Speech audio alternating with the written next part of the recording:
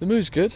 Everyone would think, obviously, losing the games we've had, the mood would be down and everyone sort of with their heads down and negative mood. But the training's been fantastic. We worked on stuff that we needed to address in training, and we'll continue to do that over the next couple of days. And no, the mood's been good. Everyone's looking forward to the weekend. And at a time like this, everybody talks about confidence, don't they? It's banded around. I don't know how easy it is to judge, but from your point of view, confidence-wise, you're bound to say it's high and you're okay. But go on, how is it?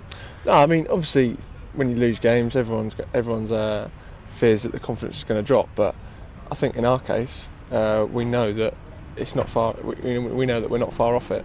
We need to bounce back, and we know that everyone's got to be leaders and make sure that confidence isn't low. We've got to all rally around each other and get it right on the training pitch and take that on to Saturday. And what happened after the game against Watford? Because obviously there was huge disappointment, amongst the players, more than any other group, including the fans. What was going on in the dressing room straight after that? Well, everyone was just disappointed.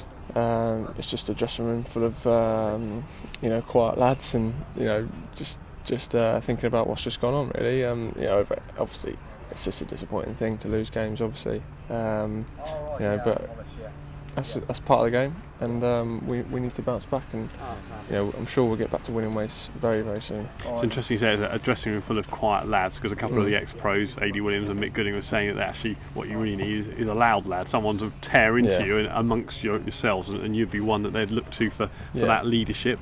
Does anyone stand up and read the riot act to the rest of the boys? Yeah, of course. I mean, we've got leaders in the dressing room, and they say their piece at the right time.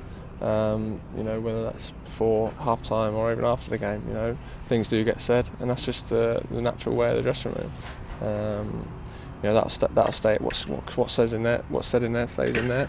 But we will come out fighting, and the fans just need to stick behind us, and I'm sure it'll come good. And what about you in central defence? Because you've had a turbulent time of it so far, playing alongside different colleagues. How does that suit? I mean, obviously we would have liked to keep more clean sheets as a defence, but we've just got to keep working at it, keep getting better in training. The training's been fantastic, and we will build on the training that we've done this week and take it into Saturday. Casper's Gorks looks like a class act, doesn't he? He's fantastic player, fantastic lad as well. He's come in, he's settled the back four down. He's great leadership qualities. And he's a real good guy to have around. Can you put your finger on what's different from last season? Because people are saying, you've lost a few players. In fact, it's only Long and Mills that you've lost, and they didn't play outstandingly week in, week out. They were good contributors, but they weren't always man of the match. Yeah, of course. I mean, like you say, we've only lost two players, and I think that shouldn't make a massive difference to the way we're playing. I think everyone just needs to. Everyone just needs to step up their game just a little bit. I think that's what's been the problem. We haven't had players that have done as well as they could have done, and that's just me being honest. I think everyone will admit that. But the good thing is that we've got time to put it right, and we're going to do that. Is there the same intensity and level of focus you feel from game to game? Because obviously you had the Wembley experience, and that's bound to have knocked you off balance a little bit. Do you feel, compared to this time last year, where it was all about the next game, and I kept hearing that expression every time I spoke to anyone, is there that same focus and intensity? Yeah, it's exactly the same. It hasn't changed one bit. We don't look too far ahead. The manager keeps us all just looking to the next game, really.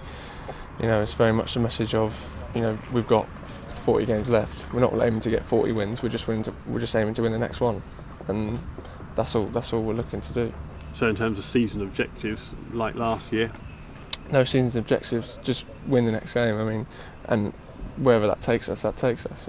So no, we haven't sat down and set goals and stuff like that. We've just purely said, let's just crack on with the season and do well every week. And just one about Doncaster, who obviously have had a very rough start to the season. Is this a good time to be playing them, do you think? Yeah, I mean, obviously both teams need the points.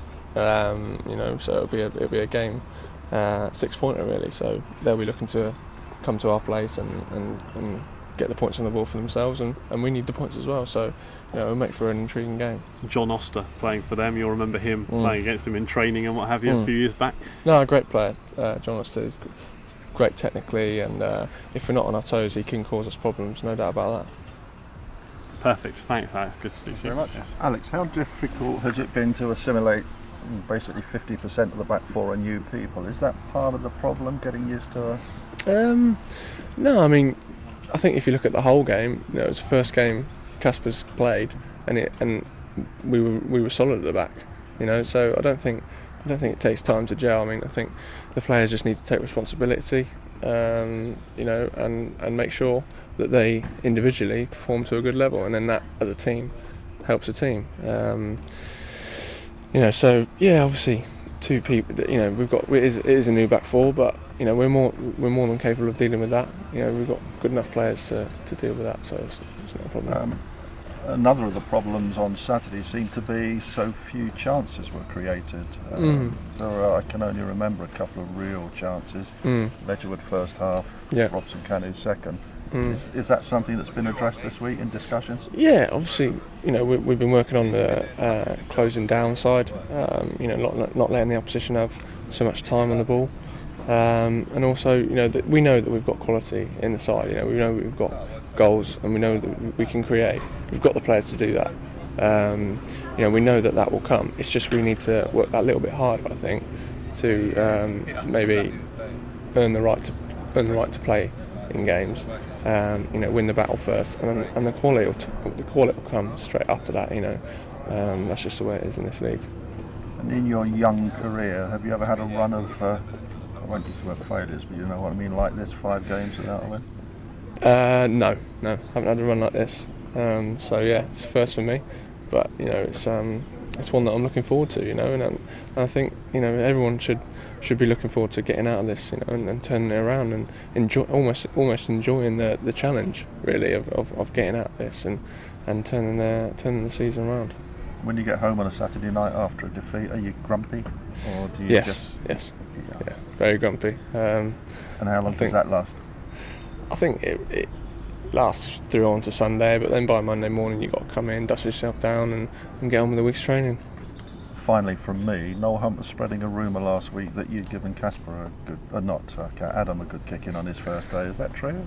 I don't. No, it wasn't his first day. No, I let him get in a couple of days, but no, I did. I think I did catch him a couple of days into it, but it was all nothing intentional. I went for the ball and everything.